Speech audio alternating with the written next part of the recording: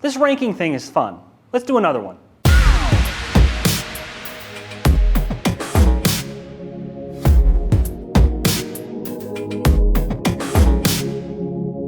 So I did a thing, about a year ago. This video was supposed to come out around then, but I didn't feel like doing it until now. Anyway, I posted my rankings for the 11 official live-action Star Wars films, excluding the Clone Wars movie, because that's, well, better left untouched. I posted them on my Instagram, @Danny_Was. Shout out to my podcast co-host, Dan the Donut Man, and my girlfriend, Sepper, for helping me come up with this idea. I might be doing more of these, but who knows? I can't even stick to doing YouTube on a regular basis, so. Okay, now for the main event. Number 11, coming in dead last, is Rise of Skywalker. Now listen, I know I might have said that I walked out of this one with the Star Wars feeling, which I just can't really describe. Maybe it's the magic of seeing a movie that just wants to have fun and isn't bogged down too much by politics, which I'm not sure how much this one is free of it, but at least it sped right past at lightning speed that I didn't even really care about it at that point. About literally any of it. This movie is the husk of what Star Wars was, making crude, lifeless sock puppets of beloved characters and worlds. Making Rey a Palpatine, sure, whatever. I already was told not to care about her heritage, so just doing that is just kicking me while I'm down. So bringing back Palpatine, making Anakin Skywalker's arc irrelevant. Cool, he's not the main character of Star Wars or anything. Killing Chewie, then not. Killing C-3PO, then not. Killing Kylo/Ben, then not. 3 times. It's almost like JJ and that dude that wrote BVS. I'm not even gonna dignify him with a Google search. They know that we'll see how absolutely creatively bankrupt this franchise is unless they keep the only characters worth a damn in this trilogy. I honestly think, as Chris Stuckman says, Phantom Menace this one. I wanted so badly to like this, I needed to, so the majority of the big finales to franchises that ended in 2019 didn't suck. But here we are now. Phew, I had a lot to get off my chest. Anyway, moving on to number 10, Attack of the Clones. I have some friends who actually put this in their top 3, some even saying it's their favorite, and I don't see what you're seeing. I can see what George was going for with this, quasi-mystery with Obi-Wan and Jango Fett, and a political conspiracy within the Separatist faction, and eventually a Jedi war. But like it just doesn't come together. It feels like it's an episode 1 shadow and wants to be fun and airy, but the subject matter requires it to be slightly more serious. Especially C-3PO in the finale, I honestly think he's worse than Jar Jar here. Seeing Anakin and Padme's love arc is wholly uninteresting to me. I don't understand it. Nobody really watches this movie for the movie. They watch it for the beginning car chase with the shapeshifter. Also, by the way, why is she a shapeshifter if she doesn't shapeshift to like be part of the plot and part of her plan? Then the Jango Fett fight scene, and then Geonosis at the end. I always said George Lucas is good at story, not screenplay. This is a good story, but fails almost everywhere else. Number 9, The Last Jedi. I think I've gone over this one plenty, but I'll give you a Cliff Notes version.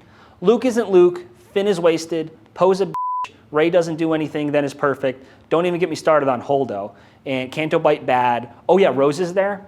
At number 8, we have Solo. Now here's one that isn't truly awful or insulting like some others, but one that just didn't give a reaction. It's the most middling of the middle if there ever was a middle movie that I can think of. It's like how The Good Place called Cannonball Run 2 the most neutral movie ever. This is just that updated. Alden Ehrenreich is fine, Donald Glover is fine, does a bit of an impression of Lando rather than a genuine performance, but fine. But I want to highlight one thing, and you'll get it in a second, one aspect of this movie that infuriates me to no end. What the hell is going on with the cinematography? Respectfully, Mr. Bradford Young, I can't see what's happening in your film. I know you wanted to push the limits of low-light cinematography, but honest to God, I've seen your film 4 times, and all I'm seeing is The Long Night. And nobody brings this up. I thought the projector was busted when I first saw this in theaters. Honestly, if this is the style you were going for, it doesn't look sleek or bold, as a few articles say. It's just unpleasant in my opinion, and I'm sorry to say that. I'm sure you're a great cinematographer. Number 7, Return of the Jedi. Now this is a fine Star Wars film. It runs through the rest of the arc from Campbell's hero's journey with the redemption of Darth Vader, the end of the Empire, and all our heroes coming out on top having completed their journeys. The only thing is, and this is always a hard sell with final movies and trilogies that end generically, it's hard for me to not know exactly where we're going. But Danny, you've seen this film before and you know exactly what's going to happen in the end anyway. I've also seen episode 3 and know exactly how it's going to end too. But I still hope and pray Anakin doesn't cut off Windu's hand every time. There's something about ending a trilogy that is just hard. I've seen this type of problem happen to Mockingjay Part 2, Matrix Revolutions, now it's Matrix Resurrections. I'd say Return of the King if I saw it, but from the outside looking in, it looks like that type of movie. I will definitely eat my own words if once I see it, it turns out to not be true. I do solemnly swear, the green lightsaber, the kick that misses by a mile, Slave Leia, the speeder chase, the guy who had to wear a fake beard because his action figure was made with one, Darth Vader being unmasked. So many great moments that just sum up the feeling of Star Wars. But if you really look at this movie, you can't help but see a paint-by-numbers type movie. And maybe that's because Lucas was right over Christopher Marquand's shoulder the whole time, but this is what we ended up with. At number 6, The Force Awakens. Most people I know who don't like the sequels would probably list this one a lot lower, but acknowledging the fact that this is a New Hope with a fancy skin on it, I have to say I still enjoyed it. It even does some things better, like amping up the pacing a little bit and introducing Finn, a First Order defector, who I still to this day think could have been the best character in the trilogy. But ultimately, this is just a New Hope with a huge ass mystery box in the middle of it. The First Order is a threat. Why and how? Rey is the new Luke Skywalker. Why and how? Luke is on an island. Why and how? It's wholly uninterested in figuring out these questions, which is the J.J. Abrams way, and we have to stop falling for it. This movie doesn't have much more to offer than putting pretty effects over a tried and true story that I still can enjoy even knowing where it goes. Now, this was a solid start to the trilogy, and if that was its main goal, then it succeeded. Number 5, The Phantom Menace. Okay, here's an interesting one. I originally absolutely hated this movie. I remember not being able to stand the majority of this movie, but then something happened. I grew up. After having a bigger worldview and seeing other political dramas like Game of Thrones, when it was good political drama, I can finally understand what exactly is happening. And seeing the world building just blossom was just amazing this time around. I can only imagine what it was like to be thrown into this after only seeing the original trilogy in real time. I watched these in release order, and seeing Coruscant, the Jedi in their sort of prime, different worlds, new aliens, a more complex political system. It really was like a shock of sort of seeing it with fresh eyes this time around. Now, of course, all the negatives are still there with Jar Jar, the CGI, the bad lines. Qui-Gon told me to stay in this cockpit, so that's what I'm gonna do. The bad acting, and I feel bad for Jake Lloyd. It's not his fault. He was just a kid learning to act, and I don't think he was good enough at the time for such a role.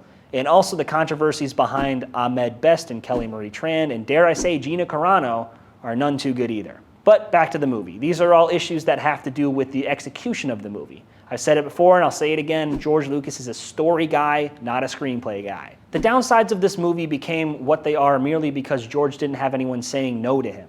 So now we have this very adult and complex concept of trade wars mixed with the goofy antics of a fish alien. The good news, though, is that we have Qui-Gon to save the day. His inclusion, I think, makes this movie 10 times better, no question. He is the father figure that both Obi-Wan and Anakin needed, and seeing him die is all the more tragic, knowing what comes next. This is an awesome way to begin the story, and yes, I mean story of Star Wars. And number 4, we have Rogue One. What a perfect little movie. Just thinking about how all the characters are just here for one ride, they don't overstay their welcome, they're likable enough for me to be invested, they have a clear goal, they have a few twists and turns to make it exciting, and they have the best ending of all time in any movie ever. But in all seriousness, Rogue One had a story to tell, even if it was incepted from a single line in the opening crawl of A New Hope. It still told a meaningful story about the rebellion, introduced us to a new aspect of the Empire in Jyn and Galen, and capped off their story with a nice little bow before giving one of the best cinematic experiences of my life. God, I just love that 30-second scene of Darth Vader. Where this movie could improve is with Bodhi Rook, Saw Gerrera, and Bol Gullet. What's with Star Wars and tentacle monsters? I'll never know. But the way Riz Ahmed acted in this, and I mean this in the nicest way possible, made me uncomfortable. I felt like the man was having a nervous panic attack / seizure half the time he was on screen. Anyway, Donnie Yen is amazing. Moving on. Number 3, and I'm gonna get hate, but Empire Strikes Back. Calm down. Yes, it's not number 1. Empire is just great. You can't not recognize the perfect structure, the world building, the action. It just feels fresh. There's something about it that builds on top of what came before it in such a classy way, and that's what this movie has, class. They even have a character that is the embodiment of class with Lando. I mean, look at the man with the cape and the mustache. The score gets a new update with the Imperial March. We build on Darth Vader's story, and of course we get the twist. I think what makes this movie stand out above most other movies is that the heroes lose. I'm beginning to think that it's almost impossible to make a bad movie where the heroes lose because it's just so resonant. Everyone loses at some point, and to end on it makes it even more impactful, I think. Harry Potter and the Deathly Hallows Part 1, Infinity War, 7, Wow, that took a turn. But my point is that this movie was revolutionary in bringing that into a more kid-friendly genre, and they weren't even too subtle about it, naming it The Empire Strikes Back. Now for the cons, which I assure you are hard to find, but I don't love the first 10 minutes-ish of this movie. It's sort of a slow build-up to the Battle of Hoth. I get Luke is in mortal danger, but considering the rest of the movie, what was the point other than to maybe explain the myth of Luke's face? I'm still not sure if that's true or not. I've seen conflicting articles. And I know I'm wrong, but Dagobah. Boring. Well, not completely, but I'm just so much more invested in the B plot than the A plot that it feels wrong to me in some parts. I know that we need to cut back to Luke's training. It's essential to his story, and I know balancing quieter scenes with more action-packed scenes with Leia and Han running from the Empire are used as a good tactic for the ebb and flow of the movie. But to my specific taste, I think I need a little more action and stuff really happening than this movie offers. Not taking away from how great this movie is, it just drags a tiny bit in the middle for me. Number 2, again, might surprise you, but it's A New Hope. Yes, I don't think A New Hope is the best Star Wars film anymore. It definitely used to be my favorite, but no longer. I remember being sick when I was 10 and being hooked the second Darth Vader comes on screen. The magnificence of this movie cannot be overstated.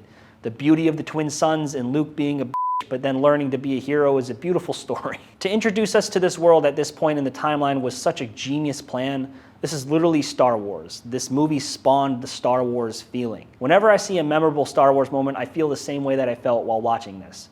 This movie is important for so many reasons, and it has stood the test of time, and I'd say will stand the test of time for generations to come. But I'm a story guy, just like George Lucas, and I think there's one last movie that tells a better story than A New Hope, and that is number 1, Revenge of the Sith. This one took me a while to come to terms with, and my girlfriend Sepper is very happy about this decision, Obi-Wan attractions aside. The tragedy of Anakin Skywalker just has such a ring to it. The irony of his decision to turn to the dark side is so Shakespearean it hurts. I'm so glad that this just exists. It fulfills every nerd impulse I have. Brother against brother, mythical wars, colorful laser swords, political conspiracies, and I didn't know I wanted it, but a purge? Kind of says more about me than I would like. I honestly think this movie is packed so tightly with story that it could have sustained a trilogy of its own, and like I said, I'm a story guy, so having the best story, of course, is going to put you at number 1. Now, I know that I ragged on the execution of the prequels, and this movie does have those same problems with writing and direction, but the pure mastery of storytelling launches it to first, no question. If A New Hope is Star Wars for the first generation, then this is it for my generation. I hope Force Awakens was that for the new generation of kids.